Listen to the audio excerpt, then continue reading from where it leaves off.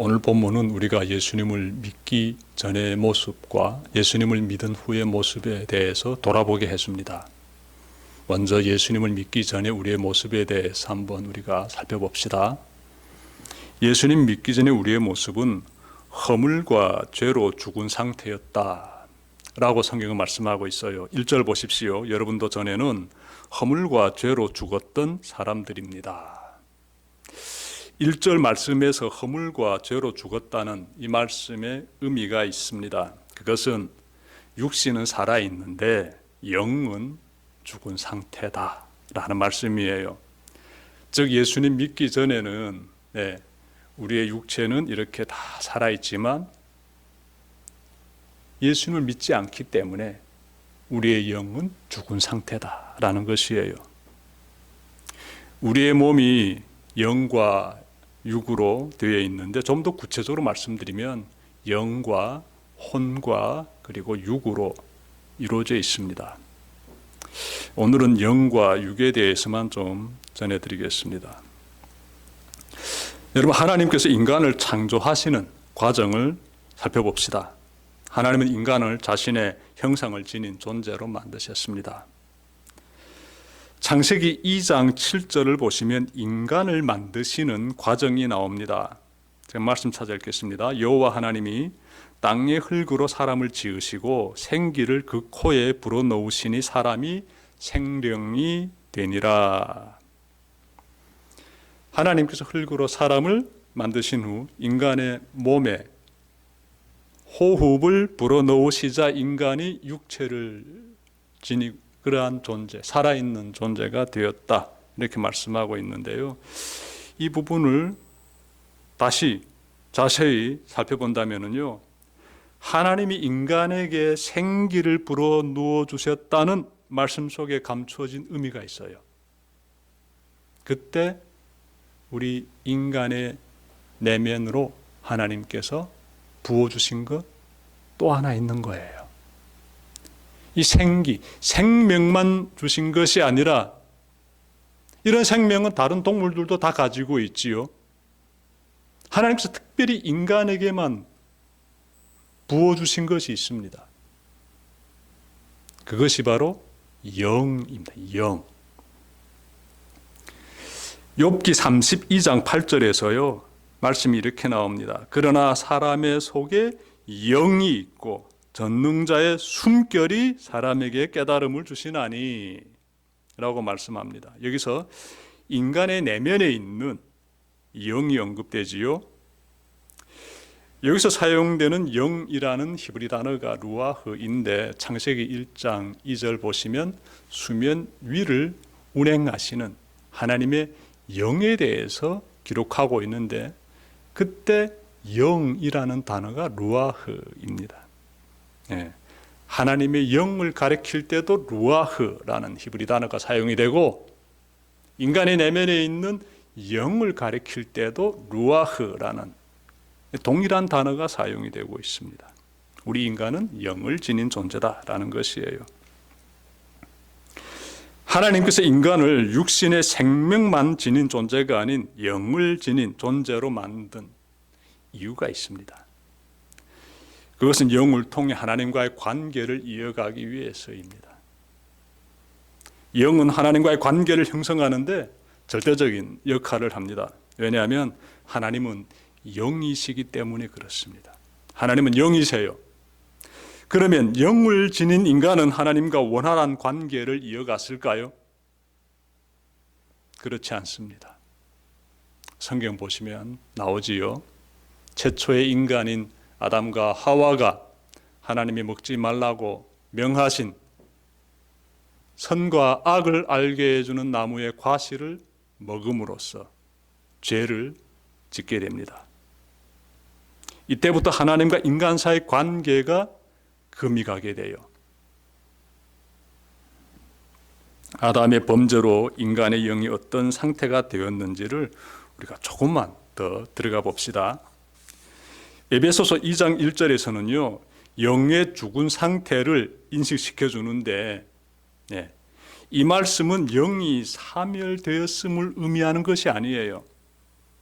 죄를 지었다고 하여 그 사람의 영이 사라지는 것이 아닙니다. 마태복음 25장 46절과 요한계시록 20장 10절을 보시면 하나님의 심판이 임하는 날에 죄인의 영은 사라지지 않고 영원한 형벌을 받는다라고 말씀하고 있습니다. 마태복음 14장 41절부터 43절에서 예수님은 의인은 하나님의 나라에서 해와 같이 빛나게 되고 악인은 불 속에서 슬피 울며 이를 갈게 될 것이다 라고 말씀하셨습니다. 자, 그러면 영이 이처럼 사라지지 않는다라는 것이 성경의 입장인데, 영이 죽었다는 이러한 말씀은 무엇을 의미할까요? 분명합니다. 그것은 하나님과의 관계가 단절되었음을 의미합니다. 영이 죽었다는 것은 곧 그 사람과 하나님 사이의 관계가 끊어졌음을 의미합니다. 하나님과의 관계가 끊어지게 되면 나타나는 대표적인 증상 세 가지를 좀 간단히 전해드리고 싶습니다. 우선 죄에 대한 감각이 무뎌집니다. 양심적인 삶을 살기보다는 적당히 죄를 지으며 살게 됩니다. 속담에 바늘 도둑이 소도둑 된다라고 하지요. 작은 죄를 반복하여 짓게 되면 죄의 감각이 무뎌져 가지고 큰 죄를 범하게 됩니다. 여러분, 예레미야서 6장 15절에서 죄의식이 묻어진 자들에게 내려지는 하나님의 진노에 대해서 이렇게 말씀하고 있습니다. 그들이 가증한 일을 행할 때에 부끄러워하였느냐? 아니라 조금도 부끄러워하지 않을 뿐 아니라 얼굴도 붉어지지 않았느니라. 그러므로 그들이 엎드러지는 자와 함께 엎드러질 것이라. 내가 그들을 벌하리니 그때 그들이 거꾸러지리라. 여호와의 말씀이니라. 이스라엘 민족이 하나님 앞에서요, 죄를 계속 짓는 거예요.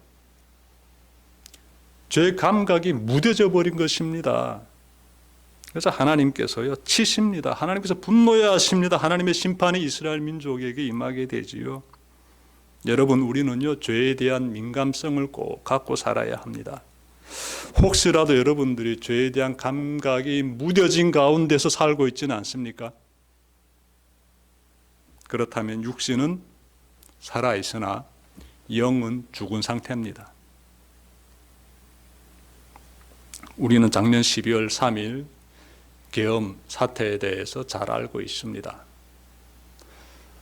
사건이 터지고 나서 국가의 고위 공직자들이 국회 청문회에 나와서 이렇게 증언하는 모습들을 TV를 통해서 보았습니다.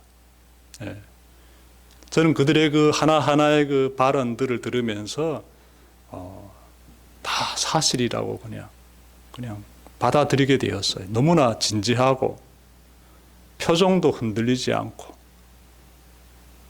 사실을 증언하는 것처럼 보여졌기 때문에 저는 그대로 그냥 믿었습니다. 그런데 지난주 뉴스를 보니까 그들 중에서 일부 사람들은 거짓말을 한 것으로 나타났습니다. 구체적인 내용은 여러분들이 뉴스만 보게 되면 금방 확인할 수 있습니다. 제가 놀랐던 것은 높은 공직에 있는 사람들이 매우 선한 표정으로 거짓 증언을 이어가던 모습입니다. 거짓말을 처음 할 때에는 죄책감 때문에 목소리가 떨리게 되고 표정도 흔들리게 됩니다. 하지만 거짓말을 자주 하게 되면은요, 매우 표정이 자연스러워집니다. 그래서 속게 되지요. 그들이 국민을 상대로 태연하게 거짓말하는 것을 보고 충격받았습니다. 그동안 얼마나 많은 거짓말을 하면서 저렇게 진짜처럼 거짓된 발언을 하면서 살았을까 생각해 보았습니다. 하나님은 죄를 짓고도 부끄러워하지 않는 자들을 심판하십니다. 그러므로 우리는 죄에 대한 무엇을 가지고 있어야 될까요? 민감성을 가지고 있어야 합니다. 죄에 대한 감각이 무뎌지면 안 돼요. 이것이 죄다라는 거 금방금방 발견하고 죄에서 떠나는 삶, 그런 삶을 살아야 돼요. 그런 사람의 영이 살아있는 영입니다. 죄에 빠져가지고 죄 감각이 무뎌져가지고 반복적으로 죄를 지으면서 그렇게 살아간다면은 그 사람의 영은 죽은 상태입니다. 그래서 우리가 주님 안에서 함께 거하면서 주님을 바라보면서 살아야 되는 것이에요. 주님을 떠나게 되면은요, 죄 감각이 무뎌져가지고 영이 죽은 상태의 삶을 살 수밖에 없습니다. 하나님과의 관계가 끊어진 사람들에게서 다음으로 나타나는 것은 탐욕을 쫓아 삽니다. 3절 보십시오. 우리도 모두 전에는 그들 가운데에서 육신의 정욕대로 살고, 욕심을 가리키고 있습니다. 욕심. 육신과 마음이 원하는 대로 행하였으며 나머지 사람들과 마찬가지로 날 때부터 진노의 자식이었습니다. 3절 말씀이었습니다. 사람이 탐욕에 빠지면요, 하나님을 떠나게 됩니다. 예. 그 탐욕이 주는 유혹이 너무나 달콤해가지고요, 복음을 전하려고 다가가면요, 저리로 도망쳐 버립니다. 하나님에 대해서 어떻게 하나 전하려고 하면 귀를 틀어막습니다. 그 탐욕이 그렇게 그 사람을 완전히 사로잡고 있다는 것이지요. 이들이 이토록 저항하는 이유는 육신의 그 욕망을 포기하고 싶지 않기 때문입니다. 그 결과 그들의 영은 죽은 상태에 머물게 됩니다. 어찌 보면 과거 우리의 모습과 같지요. 우리가 그렇게 살지 않았습니까? 사도 바울도 말했듯이 우리는 예수님 믿기 전에는 육신의 탐욕, 육신의 그러한 욕망, 욕심, 쾌락 이런 걸 쫓으면서 살아왔지요. 매우 이기적이고 불의한 삶을 살아왔지요. 특별히 이 탐욕에 물들어 있었지요. 우리는 탐욕으로부터 온갖 죄가 독버섯처럼 자라난다는 것을 잘 알고 있습니다. 여러분도 캄보디아에서 일어나고 있는 끔찍한 범죄 상황에 대해서 뉴스를 통해서 잘 알고 있으리라 봅니다. 이 사건은 인간이 얼마나 잔인할 수 있는지를 보여주는 대표적인 사건입니다. 한국의 20대 청년을 캄보디아로 유인해서 구금하고 그에게 금전적인 피해를 주고 폭행을 가하고 심지어 그의 생명까지 앗아간 이 잔인한 만행 보면서 국민들은 분노하게 되죠. 감시 카메라와 철조망으로 둘러싼 감옥과 같은 여러 동의 건물에서 얼마나 많은 사람들이 고통을 겪고 있을까 생각할수록 악마와 같은 자들에 대한 중오심 품게 되는 것, 지극히 정상적인 우리 감정의 표현들이죠. 캄보디아에서 발생한 이런 범죄 밑바탕에는 무엇이 있겠습니까? 수단과 방법을 가리지 않고 돈을 벌면 된다는 그 탐욕이 있는 거예요. 사악한 자들의 탐욕이 이 같은 악행을 저지르게 했습니다. 그러므로 우리는 탐욕을 가볍게 대하면 안 돼요. 그 탐욕이 점점 커져가지고 이렇게까지 만행을 저지르는 그 현장으로까지 들어가게 만듭니다. 탐욕을 방심하면 안 돼요. 탐욕에 눈이 멀면 죄를 짓게 됩니다. 바울이 말했듯이요, 육신의 정욕대로 사는 사람은요, 하나님의 진노의 자식이 됩니다. 즉 하나님과의 관계가 완전히 단절된다라는 것이 되겠습니다. 세 번째로 하나님과의 관계가 단절된 사람에게서 찾아볼 수 있는 것은요, 사탄에게 사로잡혀 삽니다. 2절 보십시오. 그때 여러분은 허물과 죄 가운데에서 이 세상의 풍조를 따라 살고 공중의 권세를 잡은 통치자 곧 지금 불순종의 자식들 가운데에서 작용하는 영을 따라 살았습니다. 이렇게 말씀하고 있는데요. 모든 인간은 영적인 존재입니다. 그러므로 각 사람은 하나님의 영에 속하든지 아니면 사탄의 영에 매이든지 둘 중에 하나를 택하게 되지요. 2절 말씀에서 알 수 있듯이 우리는 하나님 믿기 전에는, 즉 주님을 영접하기 전에는 사탄에게 매여 있었습니다.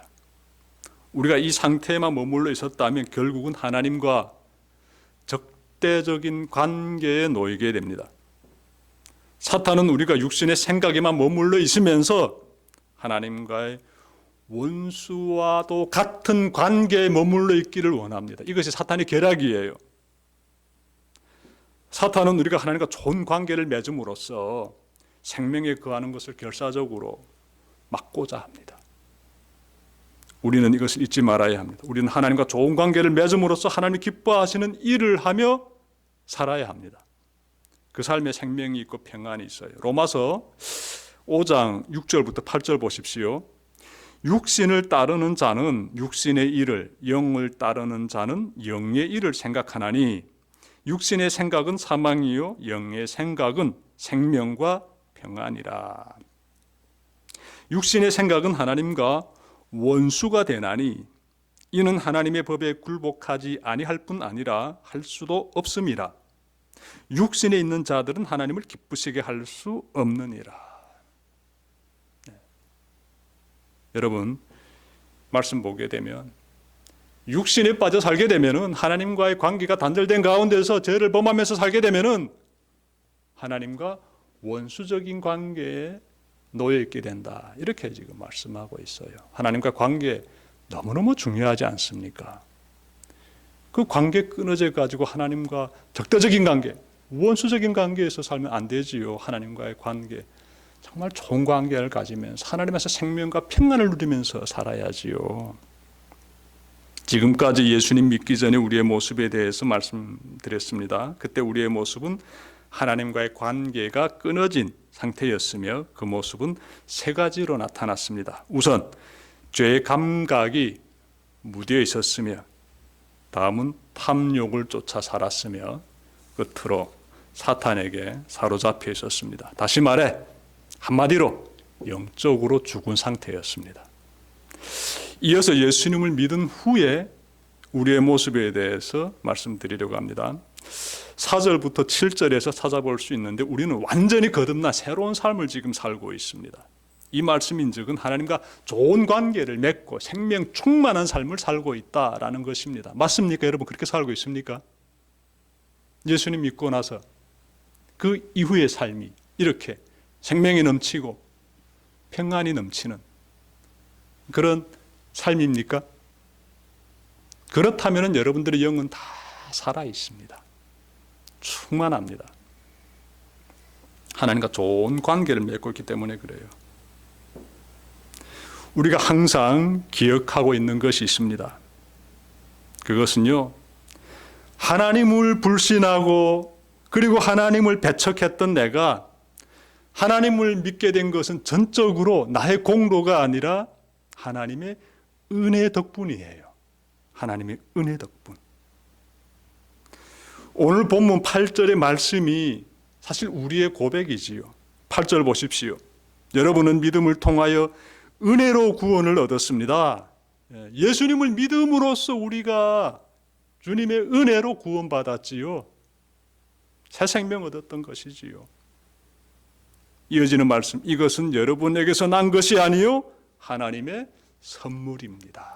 그렇지요. 우리가 구원받은 것은 하나님 선물이지 얼마나 귀하고 귀한 한량없는 선물입니까? 우리는 경험했습니다. 하나님의 은혜가 임하자 비로소 우리의 영의 눈이 열렸습니다. 우리의 영은 살아나게 되고 우리는 영의 상태를 알게 되었어요. 그동안 내가 얼마나 큰 죄를 지었는지 알게 되었습니다.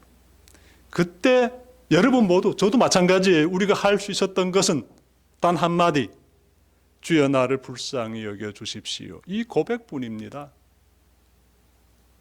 나의 영의 상태를 보니까 죄 가운데서 허우적거리면서 살아왔던 그 나의 모든 모습을 보면서 우리가 할 수 있는 그 한마디, 하나님이시여 나를 불쌍히 여겨주십시오. 그거 아니겠습니까? 다윗은 밧세바와 동침하고 남편을, 그 밧세바의 남편 우리아를 죽음으로 내모는 이 어마어마한 이 사악한 죄를 딱 짓고 나서 후에 자신의 죄를 뉘우칩니다. 그때 하나님께 이렇게 매달립니다. 시편 51편 1절과 2절입니다. 하나님, 주님의 한결같은 사랑으로 내게 자비를 베풀어 주십시오. 주님의 크신 긍휼을 베푸시어 내 반역죄를 없애 주십시오. 내 죄악을 말끔히 씻어 주시고 내 죄를 깨끗이 없애 주십시오. 그 절절함이 느껴집니다. 이 죄악의 자리에서 벗어나 구원의 그 영광에 거하고 싶은 이 다윗의 그 간절함이 느껴집니다. 그래서 하나님 내게 자비를 베풀어 주십시오. 하나님은 그의 간구에 어떻게 응답해 주셨을까요? 하나님께서 그 사람의 죄를 다 씻어 주십니다. 그래서 다윗의 후손 중에 한 사람으로 등장한 그 귀하신 분 누굽니까? 예수님이지 않습니까? 하나님께서 다윗을 완전히 회복시켜 주셨습니다. 불쌍히 여겨주십시오. 하나님께 매달리자 하나님께서 불쌍히 여겨주신 것입니다. 여러분 신약 성경에 그 마태복음 15장 22절 하반절 보시면요, 이방 여인이 예수님에게 나와가지고 자신의 귀신 들린 딸을 고쳐달라면서 이렇게 매달립니다. 주님, 나를 불쌍히 여겨주십시오. 내 딸이 귀신 들려 괴로워합니다. 그래서 이 여인과 예수님 사이 대화가 이어지게 되고 예수님께서 이 여인이 가지고 있는 그 믿음을 보시고 그 여인을 불쌍히 여겨주십니다. 그래서 그 여인의 딸이 깨끗이 회복이 됩니다. 오늘 본문의 4절부터 5절에서도 알 수 있듯이 하나님은 우리를 불쌍히 여기시어 죄로 인해 죽은 우리의 영을 다시 살려주셨습니다. 여러분 4절과 5절 보십시오. 그러나 하나님은 자비가 넘치는 분이셔서 우리를 사랑하신 그 크신 사랑으로 말미암아 범죄로 죽은 우리를 그리스도와 함께 살려주셨습니다. 여러분은 은혜로 구원을 얻었습니다. 이렇게 지금 말씀하고 있습니다. 우리의 영은 주님 안에서 어떻게 다 살아났어요. 그리고 우리를 하늘 보좌에 앉게 하십니다. 영광의 자리지요. 그리고 하나님과 영원히 함께 살게 하십니다. 거룩한 하나님의 나라, 그 영광의 나라에서 우리가 영생 복락을 누릴 수 있다는 것은요, 오직 예수님을 통해 나타나는 하나님의 충만하시고 넘치는 풍성한 그 자비와 은혜 덕분입니다. 그러므로 받은 은혜를 기억하며 거룩한 하나님의 백성다운 삶, 성도다운 삶을 잘 살아내는 대상의 모든 교우님들 되시기를 주님의 이름으로 축원합니다. 기도드립시다.